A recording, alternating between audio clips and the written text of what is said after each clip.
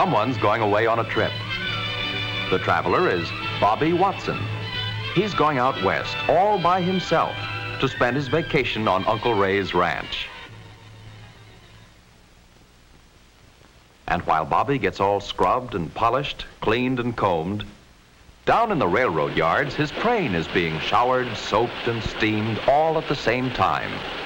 Before every trip, passenger cars are pulled through an automatic washing machine where they're scrubbed and polished until they shine.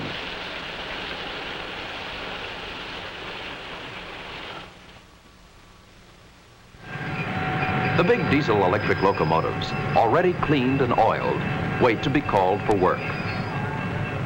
In another part of the railroad yard, fresh linen and towels are put on the train, and food for the dining cars where the passengers will eat while they ride.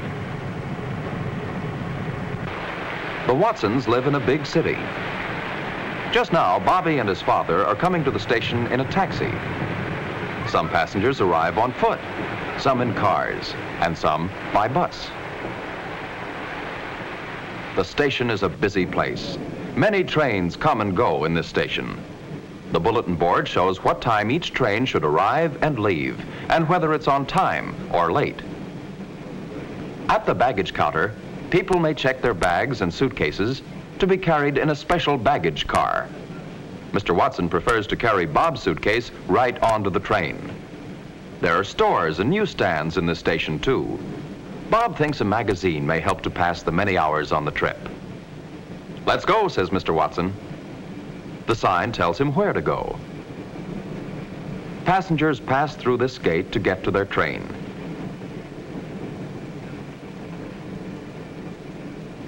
Each passenger shows his ticket to the gateman, so that the gateman can be sure that each passenger gets on the right train.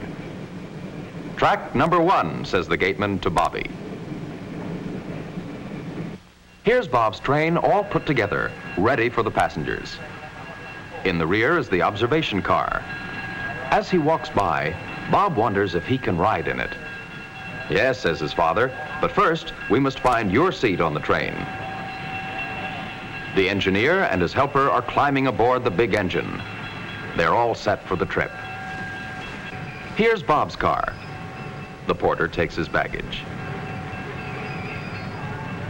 Mr. Watson asks the conductor to keep an eye on Bob because this is his first train trip alone. Then he gives Bobby his ticket. All aboard! "You're on your own now," he says. The engineer gets the go-ahead signal. He opens the throttle.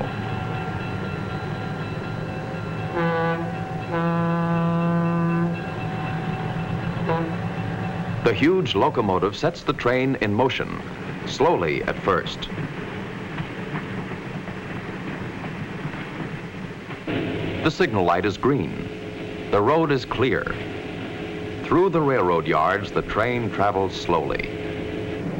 Bob's riding in a small room of his own called a roomette. It has a comfortable seat in the daytime and can be turned into a bedroom at night. A wardrobe is built into the wall of the roomette, and a wash basin. Bob sees a neighbor open the wash basin.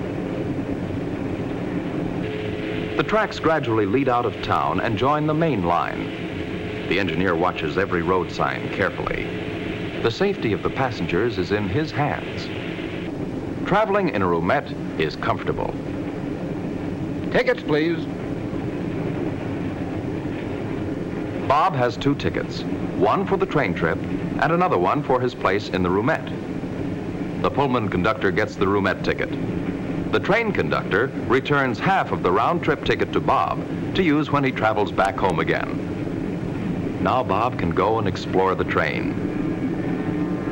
On his way, Bob first passes through a chair car. Many people like to ride in chair cars like this one, especially for short trips. It costs less and is quite comfortable. The attendant tells Bob that the observation car is 3 cars farther back. On his way, Bob sees the dome car, a car with a roof of glass. Through the glass dome, the passengers can watch the landscape all around them. Here is the observation car. Now Bob understands why it's at the rear end of the train. While the passengers relax and enjoy their trip, many people work to keep them safe and comfortable. In the train kitchen, cooks prepare meals for the 200 passengers. Now the train's hurrying through farm country. At lunchtime, the waiter rings chimes to tell the passengers to come to the dining car. In a moving train, waiters have to learn to keep good balance when serving food. Many people leave their coach seats to go to the dining car. A dining car is like a traveling restaurant. Here, while they eat their meals, the passengers can enjoy the moving landscape. For passengers who don't want a big meal, this train has a lunch car. Bob has ordered a sandwich for lunch and a glass of milk. And while he eats his sandwich, the train is approaching a station.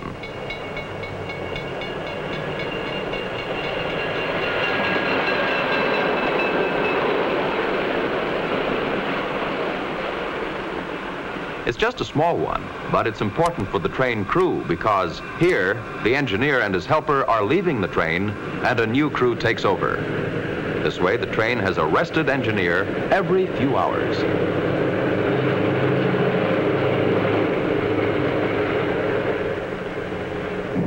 Say, look who's here. This is Clyde. Bob has company. Now the boys can watch the landscape together.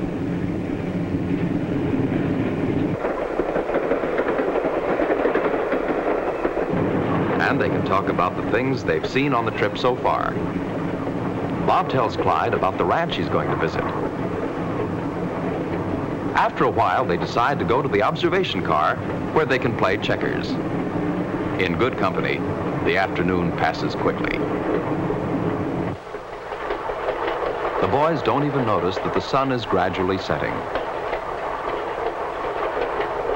It's already bedtime for small children. This room is larger than Bobby's and is called a bedroom. Already the evening meals are being served.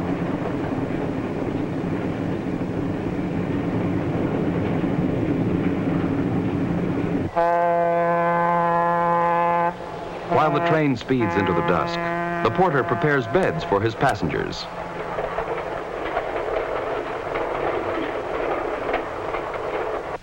The shadows grow longer, and the countryside darkens. Guided by signposts and signals which tell the engineer the safe speed at which he may travel, the train speeds toward the sunset. One by one, the lights go out, and the passengers go to sleep. This is how a passenger goes to rest in a roomette prepared for the night.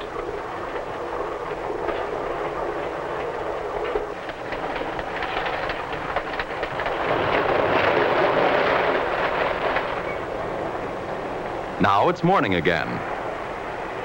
Uncle Ray's ranch is just across the mountain range, but the train won't have to climb over it. The tracks are cut into the sides of the mountain.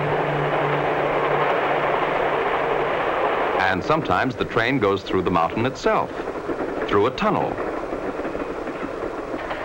Or it rushes across rugged country, over bridges and trestles.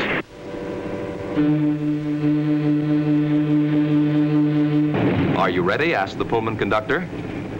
Bob will get off at a small station where the train stops only for a moment, but he's all packed and ready.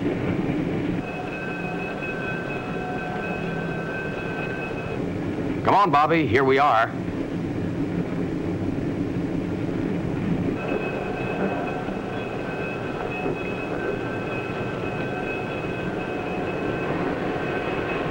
The porter carries a step for passengers so that they can get off the high cars easily. And as he had promised Mr. Watson, the Pullman conductor sees Bobby off the train. Here's Uncle Ray shouting, "Hi there, cowboy." The long ride is over.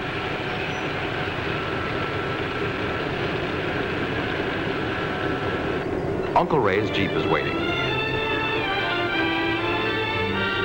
The train starts off again, and off goes Bob to the ranch, to new adventures with cowboys and horses.